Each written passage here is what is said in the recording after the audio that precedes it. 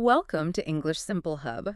I have to be honest with you, when I first looked at the research stack for today's deep dive, I actually had to double check I had the right file.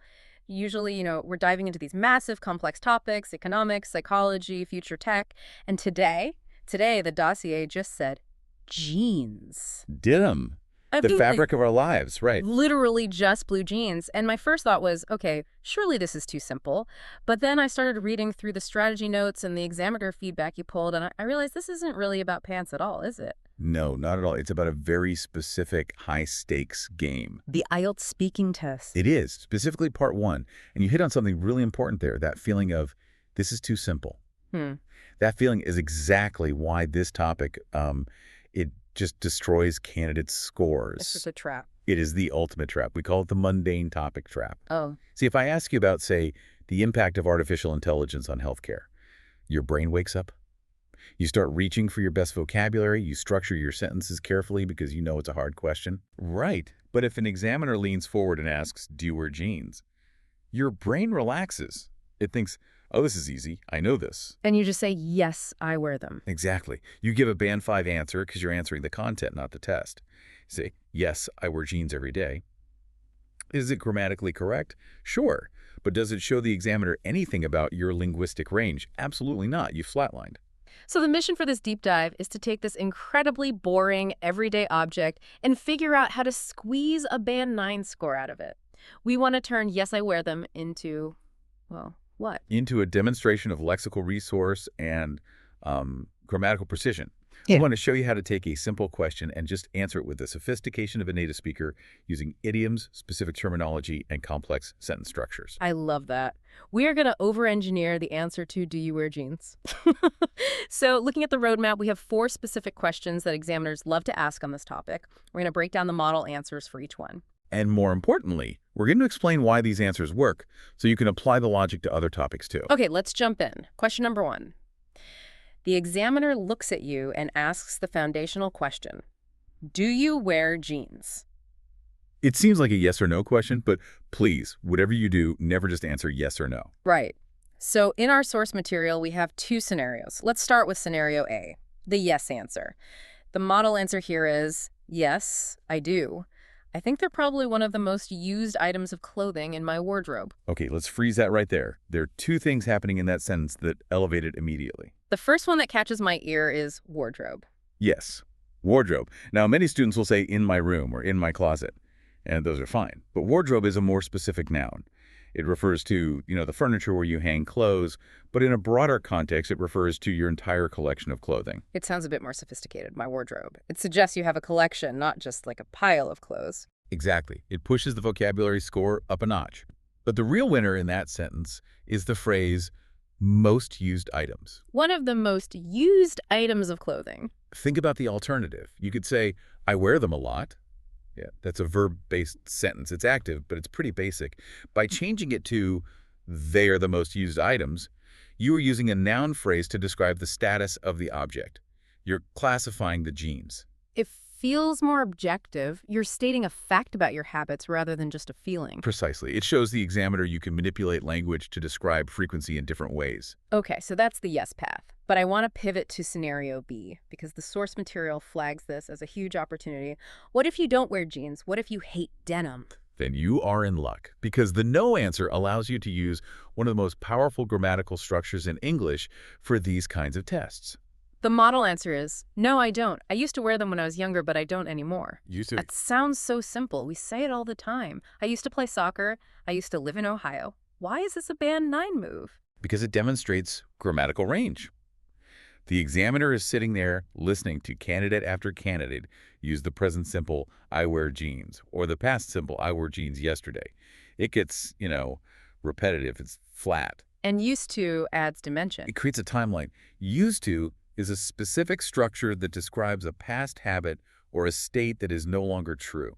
It inherently creates a contrast between who you were then and who you are now. You are telling a mini-story in a single sentence. So you're not just answering the question, you're giving context. You're saying, hey, examiner, look at me navigating the past and present simultaneously. Exactly. And it's tricky for learners. Often students confuse I used to do with I am used to doing, which means being accustomed to something. Using used to correctly for a past habit is a clear signal to the examiner that you've mastered intermediate to advanced grammar. So if the answer is no, don't just say, no, I don't like them. Say, I used to, but now. Always give the contrast. It's free points. All right, moving on to the second common question. This one is about frequency. How often do you wear jeans? This is where we step away from the grammar textbook and get into the world of idioms and, natural conversational flow. The model answer here is really fun. It says, as often as I can, really. They are my go-to item. So I wear them anytime I can dress casually. I live in them, to be perfectly honest. There is so much good stuff packed into those 3 sentences. Let's start with go-to item. I feel like I use this phrase constantly in my real life. That's my go-to pizza place. This is my go-to playlist. And that's exactly why it scores well. It is high-frequency native phrasing. Go-to functions as an adjective here. It doesn't mean you're physically traveling somewhere. It just means it's your default, your reliable choice. It implies a lack of hesitation. It's the thing you grab when you have decision fatigue. Right. If you say, they are my favorite jeans, that's correct English. But if you say, they are my go-to item, you're showing the examiner that you consume English media, that you understand current usage. It falls under lexical resource. And then we have the phrase, I live in them. Now, I just want to clarify for anyone listening who might be taking this literally. This does not mean you have set up a small apartment inside your pants. Please do not tell the examiner you reside inside your trousers. That would be a very different kind of test. It's hyperbole, right? It is pure exaggeration, and native speakers use hyperbole constantly to show enthusiasm. I live in these sweatpants. I live in this hoodie. It just means you wear them so frequently and you're so comfortable in them that it feels like you never take them off. Is there a danger of being too informal here? Living in my pants sounds pretty casual. Not in part 1 of the IELTS. Remember, part 1 is the getting to know you section. It's supposed to be personal. You aren't discussing the geopolitical implications of the cotton trade. You are talking about your weekend. So phrases like live in them help establish rapport. They make you sound human, not robotic. The answer also makes a distinction about when they are worn. It says, I wear them anytime I can dress casually. This is a subtle but important vocabulary distinction. To dress casually. As opposed to what? Dressing formally. Or dressing smartly. In the UK especially, and in standard English testing, there is a clear line between casual wear jeans, t-shirts, and smart wear suits, ties, office attire. Yeah. By explicitly saying dress casually, you're showing the examiner you understand the social context of clothing. So you aren't just saying, I wear them on Saturdays. You're categorizing the style. You're showing precision. Precision is what gets you from a band 6 to a band 9. Okay, let's move to part 3 of our roadmap. This covers comfort, weather, and the ability to balance an argument. The question is, do you like wearing jeans? Again, another trap where you could just say, yes, they are good. But we aren't going to do that. Here's the Band 9 model answer. Yes, I do, because they're comfy and trendy. Admittedly, they're not great to wear in hot weather, but I love wearing them when it's chilly because they keep me warm. There is a beautiful structure to this answer. It's balanced. But first, let's look at that word, comfy. Comfy? Sounds almost cute. Is that allowed in a serious test? Cute isn't the right word. I'd say colloquial. Comfy is just the clipped form of comfortable. We use it constantly in spoken English because comfortable is 4 syllables and comfy is 2. It's just faster. So using it shows fluency. It signals that you're comfortable with the rhythm of English speech. You aren't enunciating every syllable like a news anchor from the 1950s. You're flowing. They're comfy and trendy. Trendy is another good one. It's a synonym for fashionable, but it feels a bit more of the moment. It does. But the real heavyweight champion in this sentence is the word admittedly. Admittedly, they're not great to wear in hot weather. That single word is doing so much heavy lifting for your score. Break it down for us. What is admittedly doing? It is a discourse marker. It signals to the listener, in this case the examiner, that you are about to concede a point. You're about to acknowledge a negative aspect of something you just praised. So it shows critical thinking. It shows coherence and cohesion. You aren't just blindly listing good things. You're saying, I love jeans, but I have the intellectual capacity to recognize their limitations. You are weighing the pros and cons. That nuance adds so much depth. It turns a simple opinion into a little analysis. They are great, but admittedly not in a heat wave. Exactly. And you can use that structure for anything. Do you like your hometown? Yes, but admittedly, the traffic is terrible. It instantly makes you sound more mature and fluent. And then the speaker contrasts the hot weather with chilly weather. Chilly is a great descriptive adjective. It's better than just cold. Cold is kind of binary. Chilly evokes a feeling, a brisk breeze, maybe autumn leaves. It's sensory. Okay, so we've covered the grammar of the past with used to, the idioms of frequency with go to, and the nuance of admittedly. And now we arrive at the final section. Part 4, the vocabulary explosion. This is where we separate the casual users from the fashion experts. We need to talk about styles and fits. And the question usually looks something like, why do you think jeans are popular in your country? And the core argument provided in the source material is versatility. The idea that there's a style for everyone. The model answer starts with, I guess one of the main reasons is that they come in many different styles, so there is a fit to suit everyone. Let's pause on that verb, to suit. To suit everyone. In the context of clothing, to suit means it looks aesthetically good on you. It complements your body shape or your personal style. This is very different from to fit. Right. To fit just means it's the right size. Like I can physically put on a shirt so it fits, but if it's neon green and I look terrible in it, it doesn't suit me. Exactly. That is a crucial distinction. If you can use fit and suit correctly in the same sentence, you are winning. Now let's get into the specific vocabulary for the cuts of jeans. Because if you just say tight jeans and loose jeans, you are leaving points on the table. You are. You're using Band 5 vocabulary for a Band 9 concept. You need the specific fashion terminology. Okay, let's start with the tight ones. The source lists skinny jeans and slim jeans. Skinny jeans are the ones that hug the leg all the way down to the ankle. Very tight. Slim jeans are slightly looser but still follow the shape of the leg. You can say skinny fit, but honestly, skinny jeans is the most natural term. Okay. Now what about the opposite? I'm a child of the 90s. I like a bit of room to breathe. Then you are looking for baggy. Baggy. It's a fantastic adjective. It implies loose, maybe even oversized. It suggests comfort or perhaps a specific style influence like hip-hop or skater culture.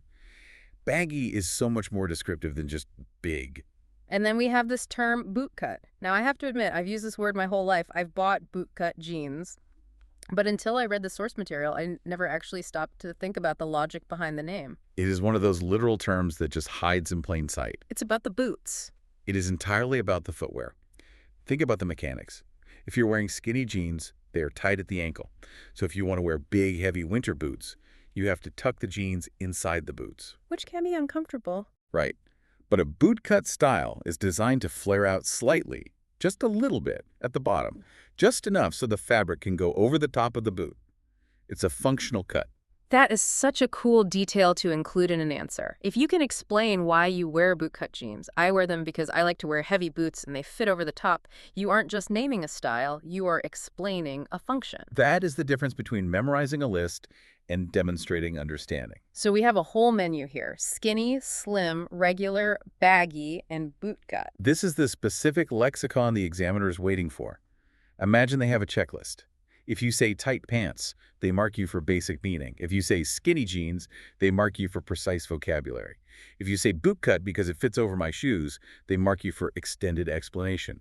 You want to hit as many of those marks as possible. It really is about specificity. It's the difference between describing a painting as blue versus azure or indigo. Exactly. You are demonstrating that you possess the precise tool for the job. Wow. This has been a massive amount of specific language for just one item of clothing.